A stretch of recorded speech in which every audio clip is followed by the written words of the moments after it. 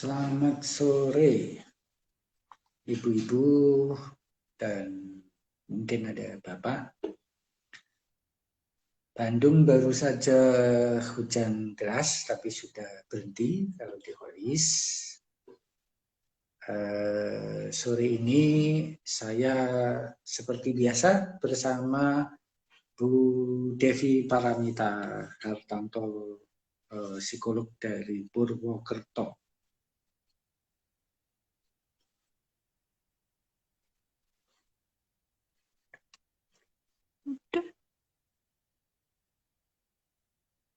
Ya, Bu Mita.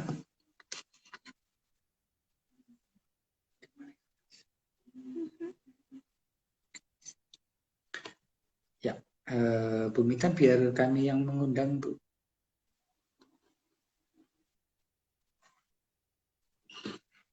Ya, terima kasih Bu Evelyn, Bu Catherine yang sudah bergabung.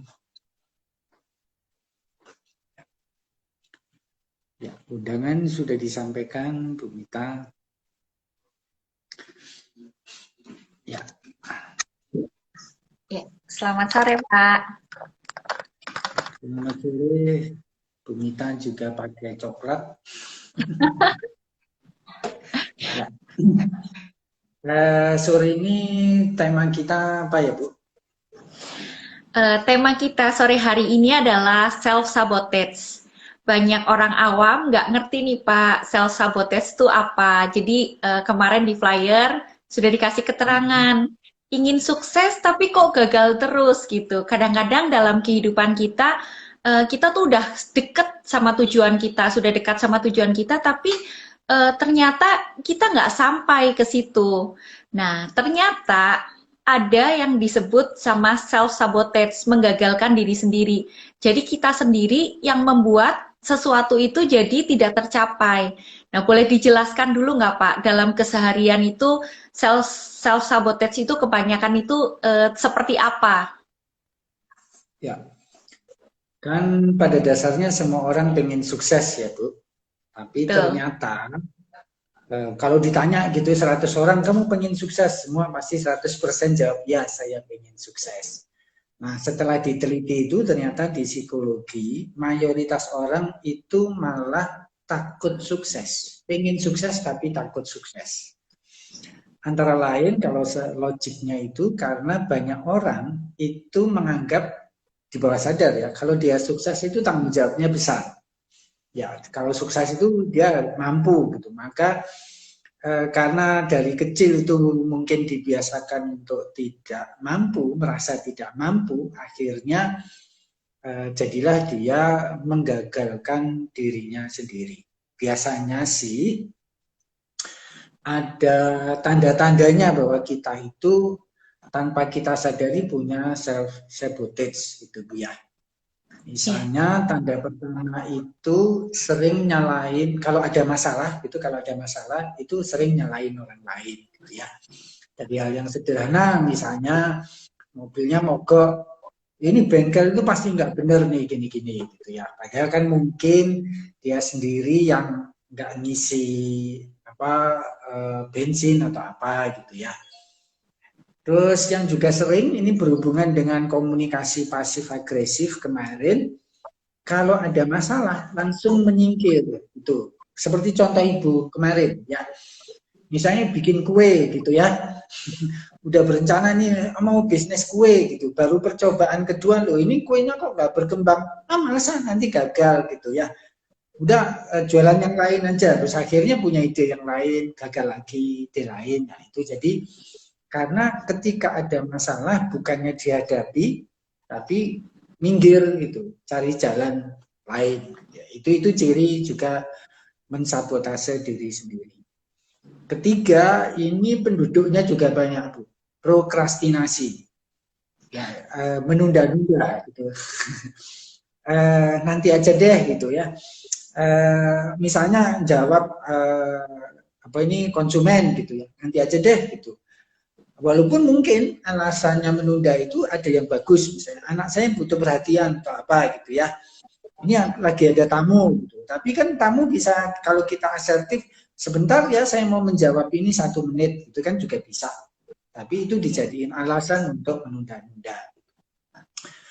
Keempat, tandanya itu biasanya sering bertengkar dengan siapapun, gitu ya. Dengan pasangan, dengan calon partner bisnis, dengan siapapun.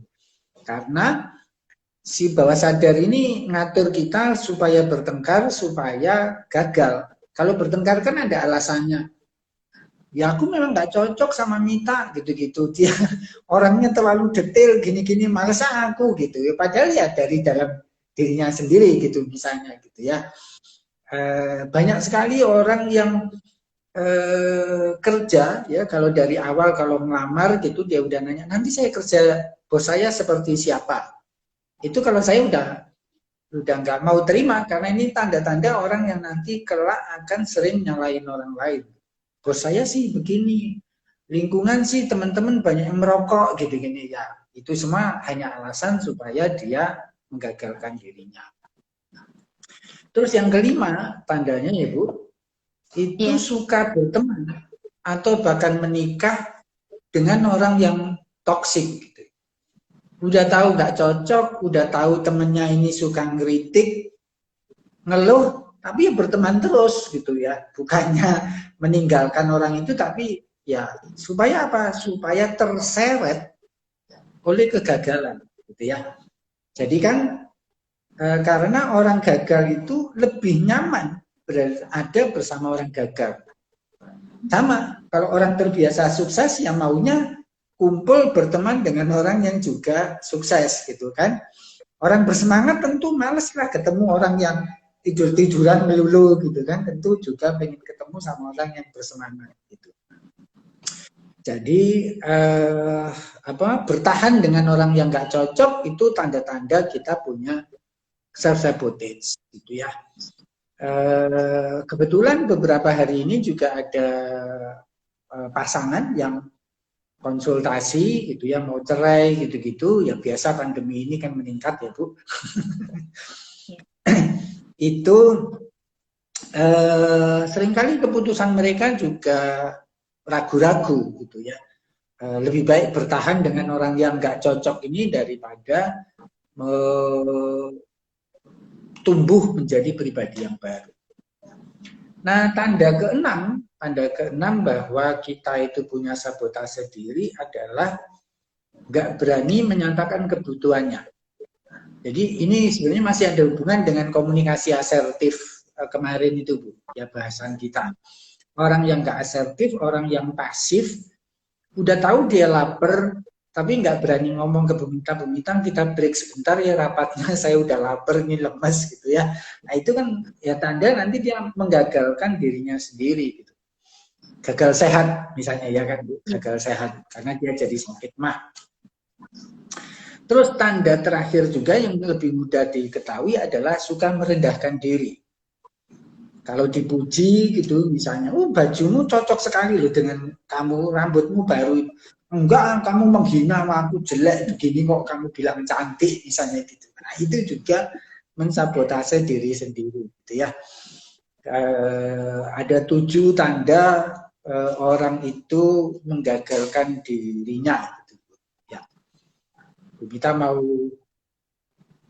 Oke, jadi ada 7 tanda orang mensabotase dirinya yang banyak terjadi dalam kehidupan.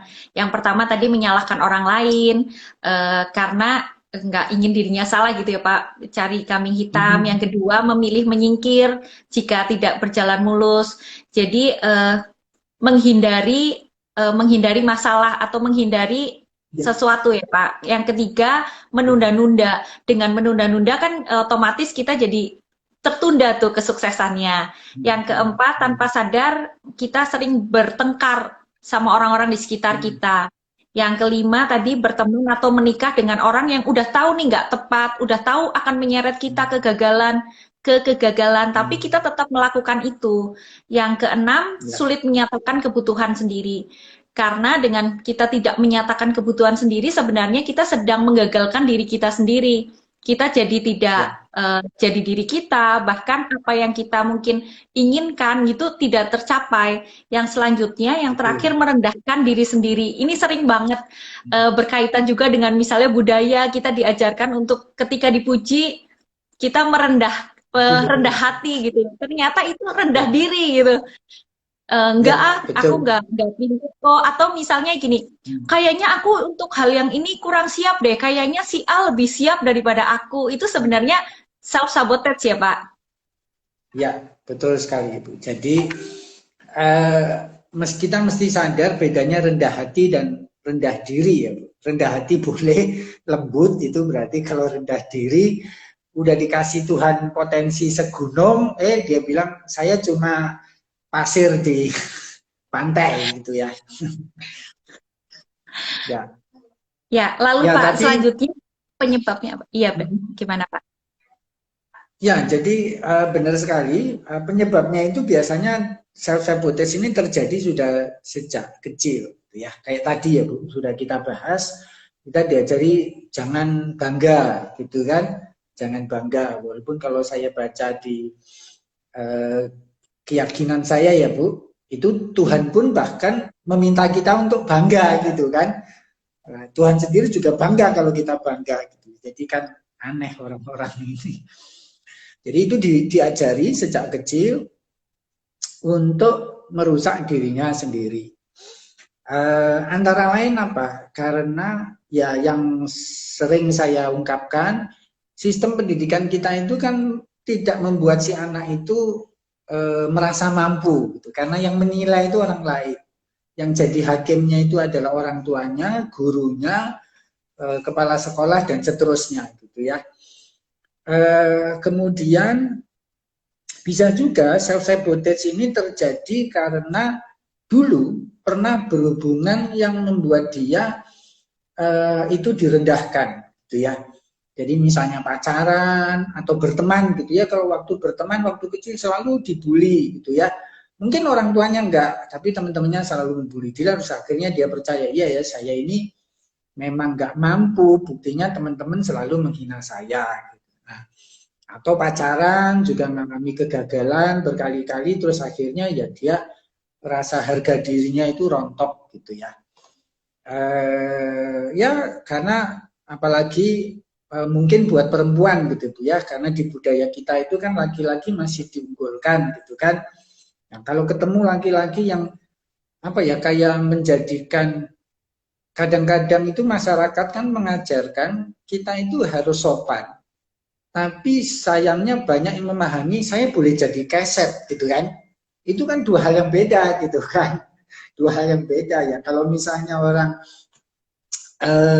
bukan tugas dia selalu yang disuruh-suruh terus mau, terus akhirnya dia males saya yang kesana, nanti saya cuma disuruh-suruh gitu. Nah seperti itu akhirnya. Ketiga, nah tadi lucunya orang-orang ini semua yang pengen sukses itu takut sukses karena takut tanggung jawabnya, tapi sekaligus juga takut gagal gitu. Berusaha sempurna. Pada bikin kue aja pengen sempurna kayak yang di TV-TV gitu. Padahal yang di TV itu kan nggak realita. Ya Master Chef gitu misalnya. Saya nggak yakin itu kalau dia buka restoran itu, restorannya nggak punya cacatnya. Pasti ada, namanya juga pekerjaan gitu kan. Kecuali robot. Ya kalau robot bikin gelas bisa serupa. Tapi kalau itu benda artistik, pasti satu produk dengan produk lainnya kan beda gitu. Bumita aja nyisir hari ini dengan besok kan walaupun stylenya sama kan bisa beda gitu. Jadi nggak mungkin lah orang itu sempurna gitu. Jadi kalau mereka yang mensabotase diri ini seringkali fokus pada mission impossible, yaitu pengen teliti, pengen sempurna gitu-gitu yang nggak mungkin, sehingga gagal sedikit aja, cacat sedikit itu udah langsung tadi ya ini memang tanda dari Tuhan ini, bahkan Tuhan dibawa-bawa gitu ya, bahwa saya nggak cocok di kerjaan ini, buktinya gue tengkar terus sama dia, buktinya kerjaannya ini jelek gitu ya, seperti itu. Padahal mungkin belum dicoba 7.000 kali gitu kan.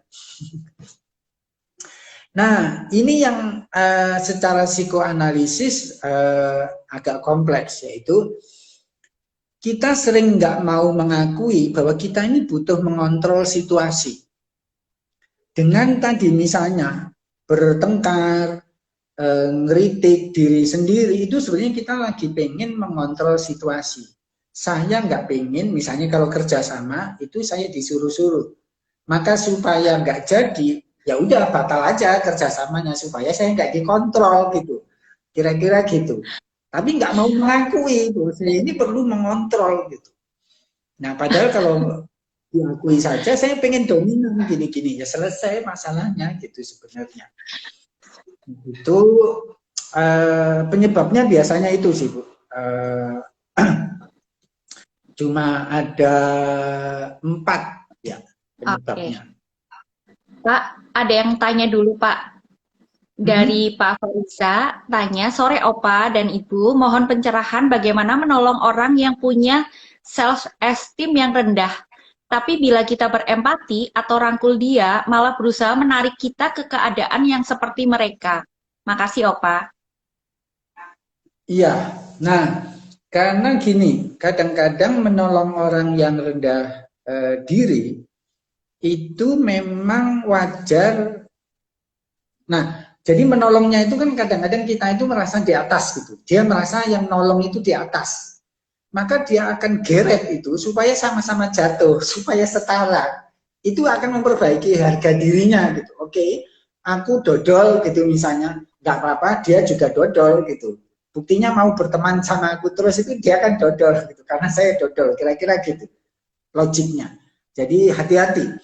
Nah, maka cara menolongnya adalah jangan membantu dia, membuat dia jadi dependent. Nah, ini kebetulan sekali tadi pagi saya pengen bikin story itu untuk para psikolog junior. Jangan sampai membantu klien itu membuat dia malah dependent. Jadi harusnya kita itu membantu orang agar dia mampu membantu dirinya sendiri. Gitu. Nah, contohnya gini, Pak siapa tadi Bu? Farisa. Ya, jadi misalnya gini, dia nanya, Mas, ini benar apa salah? Nah, dibalik lagi, kalau itu dijawab, iya ini benar, dia akan makin dependen kan, itu. Jadi, lah kalau versimu, pemikiranmu, ini benar atau salah? Aku yakin kamu pasti sudah punya pemikiran sendiri. Nah, itu berarti kita membantu dia untuk dianya sendiri mampu membantu dirinya, gitu. Ya, kira-kira seperti itu sih. Intinya supaya ya, silakan Bu. Karena pada dasarnya biasanya tiap orang sudah punya pemikirannya sendiri ya Pak. Ketika datang ke konselor, psikolog, hanya mereka butuh kayak penguatan atas apa pemikiran mereka ya. Ya. Nah, jadi dikembalikan saja. Sama satu lagi, kalau orang yang harga dirinya rendah, itu sering saja diapresiasi usahanya. Ya, jangan hasilnya, tapi usahanya. Misalnya dia udah datang mau belajar ke Mas Felisa tadi, oh terima kasih ya hari ini kamu sudah menepati janji mau belajar sama aku gitu. Terima kasih sudah mempercayai aku gitu. Jadi seakan-akan dibikin dia yang ngasih kado ke orang yang menolong dia gitu ya. Kadonya berupa perbuatan baik dia. Itu. Kesalahan dia abaikan aja gitu. Ya. Oke, memberikan apresiasi pun harus spesifik ya, Pak. Betul. Jadi ini berlaku nggak hanya untuk orang anak-anak, tapi juga orang dewasa gitu ya. Seperti itu sih. Jadi ya misalnya saya pernah menghadiri Bu Mita waktu kebaktian gitu ya, Bu Mita yang ngasih khutbah gitu kan. Nah itu ya kalau selesai diapresiasi, ya, terima kasih ya Bu tadi memberikan saya insight misalnya gitu. Nah itu spesifik gitu. Baik Pak. Selanjutnya Pak, bagaimana mengatasi self sabotage ini Pak? Ya, pertama-tama seperti pemulihan yang lain, itu kita harus mengakui, ya, nggak menyangkal gitu. Oh iya, ternyata saya ini procrastinate gitu ya. Saya ini kalau bangun tidur aja, proses bangun tidurnya bisa 1 jam gitu misalnya. Sudah bangun, diranjang, balik kiri, balik kanan gitu kan. Sudah duduk, balik lagi tiduran. Nah, itu diakui aja dulu gitu ya, diakui dulu. Oh iya, ternyata saya sering bertengkar ya sama teman-teman saya gitu. Kenapa mengakui ini penting? Karena kalau kita tidak mengakui, ya nggak bisa mengubah diri kita gitu ya. Ya katakanlah kayak Bu Mita mau mengubah catnya, cat rambut, itu kan harus diakui dulu. Rambut saya yang sekarang ini warnanya apa ini Bu? Merah gitu misalnya ya. Mau saya ganti jadi hijau, itu kan harus diakui dulu yang merah kan. Nggak mungkin mendadak dihijaukan jika nggak mengakui dulu yang merah. Seperti itu. Jadi mengakui kesalahan, mengakui kekurangan ini penting walaupun, nah ini di sini menjadi kompleksnya. Orang yang rendah diri seringkali juga menyangkal kalau dia punya masalah itu. Sehingga ketika mau dibantu, ya orang yang dari atas tadi melihat oh, kayaknya si A ini butuh bantuan. Nah, si yang mau dibantu ini kan belum tentu melihat itu. Jadi kalau membantu orang, itu biarkan orangnya menyadari dulu dia punya masalah gitu ya. Nah, sama dengan training. Training yang gagal itu seringkali karena yang di training nggak menyadari mereka butuh training tersebut gitu. Ya. Salah satu caranya untuk mengenali itu tes gitu ya. Ikut tes, kuis gitu, atau mengamati observasi. Kemudian yang kedua, mempelajari triggernya apa?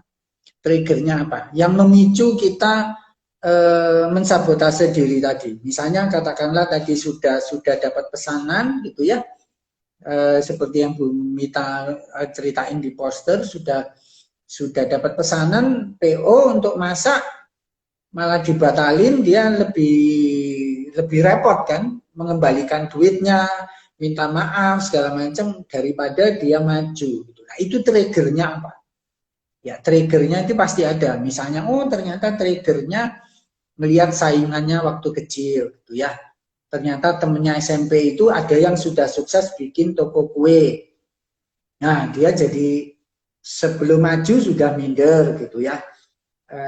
Atau triggernya dikritik orang tua atau dikritik suami gitu ya, ngapain sih udah aku bisa mengasih kamu uang belanja tiap bulan, mobil juga sudah 4, ngapain kamu repot-repot bikin toko kue misalnya gitu.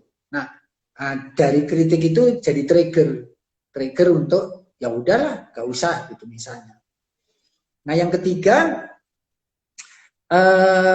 praktek malahan. Jadi sebelum, kalau katakanlah punya target tinggi, itu pasang target rendah dulu dan biarin gagal ya.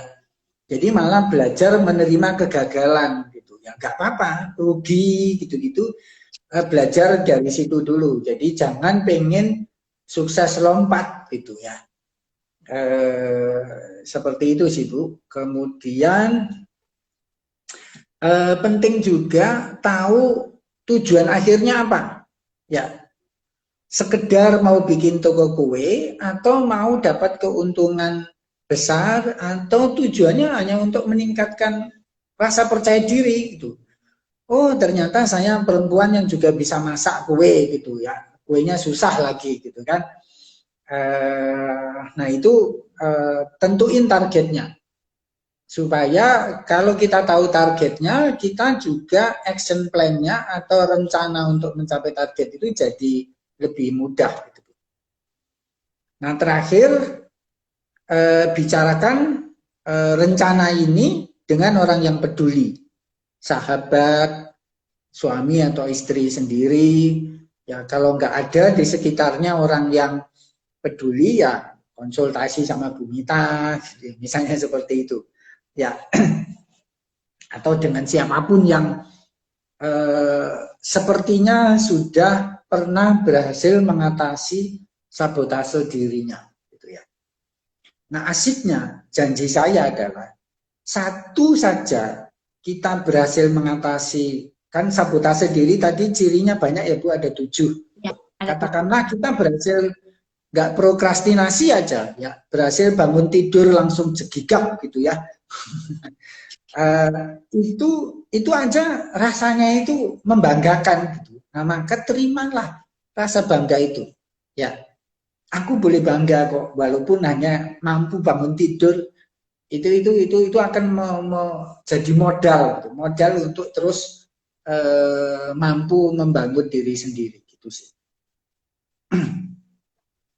Pak mau tanya Pak, yang tadi yang cara mengatasi yang kedua kan mempelajari triggernya tuh Pak.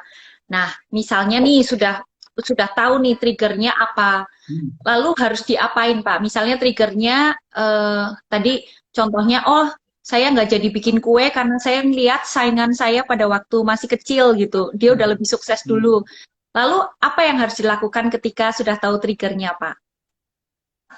Ya, kalau triggernya itu real, ya trigger biasanya ada yang cuma pikiran kita, ya asumsi ya Bu. Nah ini yang lebih susah dihapus, ya. Tapi kalau triggernya real, misalnya tadi ada saingan, itu malah saran saya deketi, ya. Karena pada dasarnya semua orang sukses itu pengen orang lain sukses. Logikanya sederhana. Kalau ibu punya toko, misalnya toko kaca gitu ya, toko kaca, itu tentu ibu pengen buka toko kaca di dekat toko kaca yang lain, ya kan? Kebanyakan toko kan gitu, toko emas ada di mana? Di sampingnya toko emas juga gitu kan? Karena kalau dia sendirian, itu orang malah konsumen itu malah males ke sana. Itu sudah rumus di mana-mana gitu kan?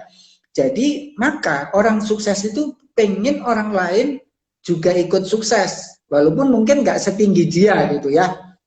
Nah maka saran saya deketin yang dianggap saingan itu malah dideketin, nanya. Yang penting kita nggak mencuri gitu ya, misalnya mencuri resepnya atau apa gitu, tapi minta saran. Jadi akui saya ini punya masalah, saya susah memulai. Nah, resepmu kok kamu bisa jadi pengusaha sukses ini seperti apa? Contohnya gitu. Itu nanya aja langsung gitu. Kalau setahu saya, kalau dari pengalaman saya dulu nanya-nanya juga, saya dulu sering kirim email ke profesor siapa yang sudah sukses itu, mereka sangat ramah dan sangat bersedia menjawab segera gitu. Seperti itu, karena mereka seneng kok lihat orang lain itu sukses. Itu cirinya. Jadi bisa kita lihat juga selama pandemi ini kan banyak sekali kelas online ya Bu, yang yang mengajar itu orang-orang top juga gitu kan. Mereka jadi lebih punya waktu ngajar. Itu ternyata kan mereka ngajarnya juga baik, ramah gitu-gitu ya. Seneng menjawab, jadi beranikan diri. Bukan jangan takut, tapi beranikan diri untuk mendekati triggernya tadi, atasi. Tapi kalau triggernya adalah core belief, ya misalnya waktu kecil sering dikata-katain kamu perempuan bisa apa, misalnya gitu kan. Nah itu kalau sudah menancap, ya saran saya melakukan afirmasi positif. Ya, setiap hari bangun menghadap cermin, lalu berkata pada diri yang sendiri yang ada di cermin itu, aku sanggup melakukan ABC gitu ya. Aku akan sukses ini gitu ya. Hari ini aku mampu mengatasi masalah-masalahku dan sebagainya seperti itu. Itu kalau rajin mengerjakannya 40 hari aja berturut-turut, itu rute baru di otak udah terbentuk. Oke, Pak. Ya. Jadi mengatasi self-sabotage itu kan tadi yang pertama mengenali dan mengakui pola sabotase diri ya Pak. Nah tadi Pak Dono bilang bisa isi kuesioner. Bisa nggak Pak kalau dengan cara yang tadi disebutin nih di awal 7 tanda, terus dibikin checklist, Pak. Apakah saya Ya, termasuk mensabotase diri, terus dibikin checklist, nanti oh ya saya di bagian yang mana untuk mengenali polanya bisa ya Pak? betul, boleh.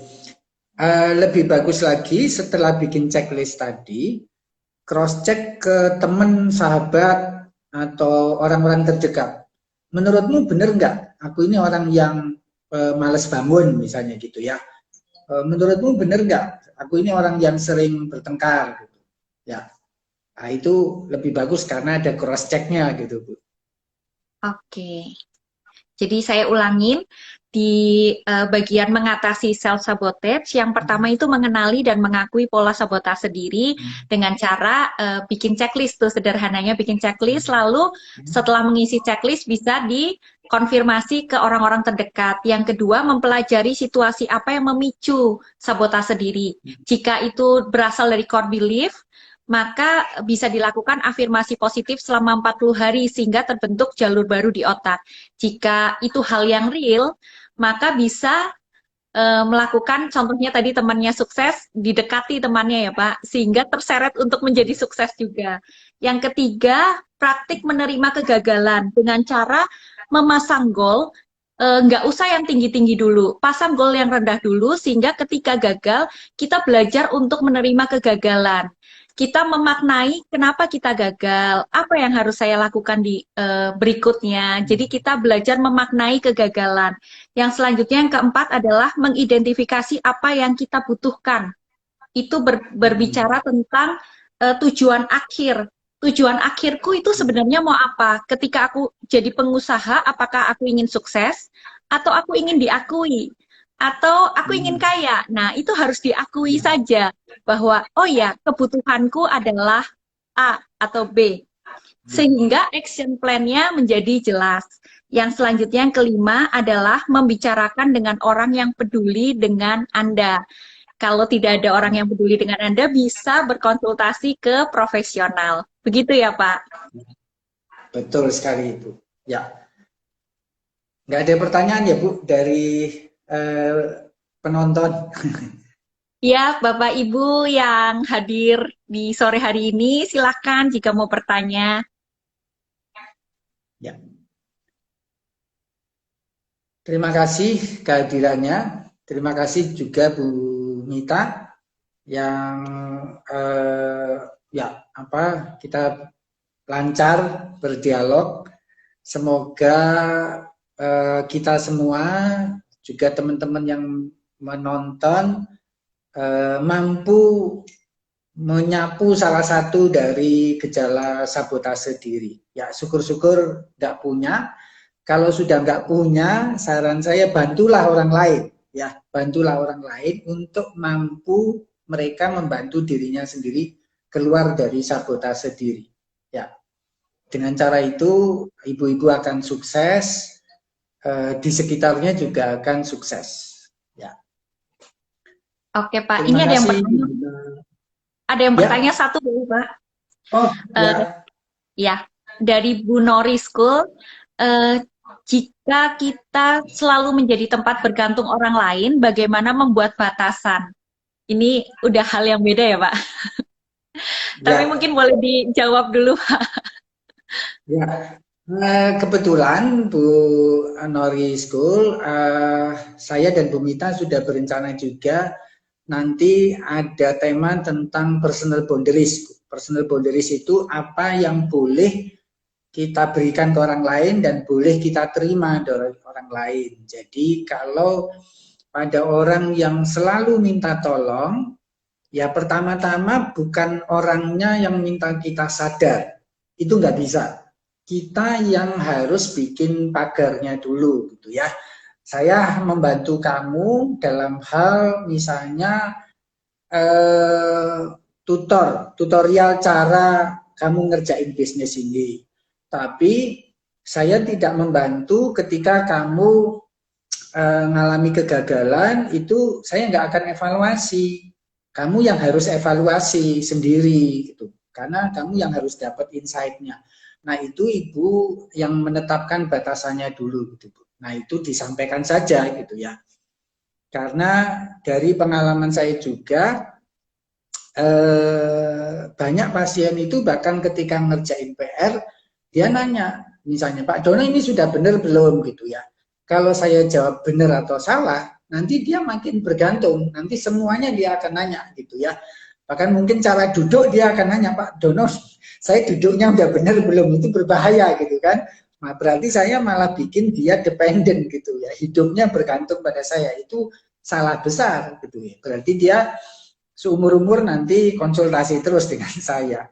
Jadi itu kita harus membalikan gitu ya. Caranya sederhana Ibu. Kamu pasti sudah punya pertimbangan. Coba kamu timbang caramu ini menurutmu sudah benar belum gitu ya. Paling-paling si Ibu bisa berikan toolsnya aja. Misalnya untuk menimbang itu kamu perlu tabel deh. Bukan sekedar kamu pikirin. Nah, itu bisa gitu. Jadi diberikan toolsnya tapi biarin yang bersangkutan mengerjakan toolsnya gitu ya. Itu Bu Mita. Oke, Pak. Ini ada satu lagi, Pak. Boleh ya, Pak? Menutup ya, Pak? Silakan. Menutup yang terakhir. Menurut Opa, self-sabotage lebih banyak timbul dari faktor internal, dari dalam diri, atau lebih banyak dari faktor eksternal, lingkungan, pola asuh, dan lain-lain? Bu Bella, Pak.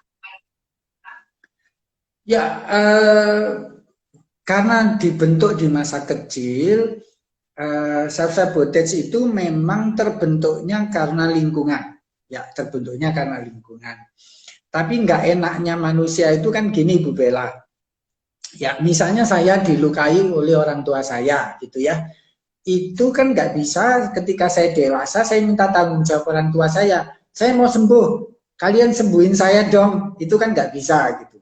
Jadi kalau sudah dewasa, mau nggak mau, kita sendiri yang mesti memulihkan diri kita gitu ya. Jadi mengetahui penyebabnya itu satu hal, ya.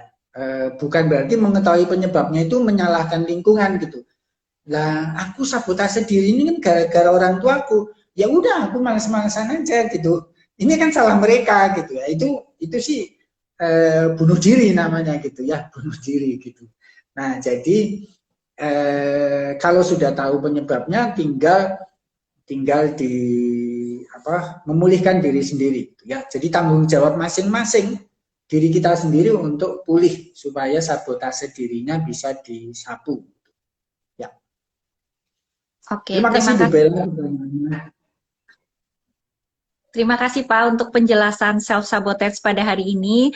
Terima kasih juga buat Bapak Ibu yang sudah hadir, sudah aktif bertanya. Terima kasih dan sampai jumpa di hari Kamis depan pukul 3:30 sore seperti hari ini. Ya, Salam terima sehat. kasih. Sampai jumpa. Tuhan berkati. Tuhan berkati Pak.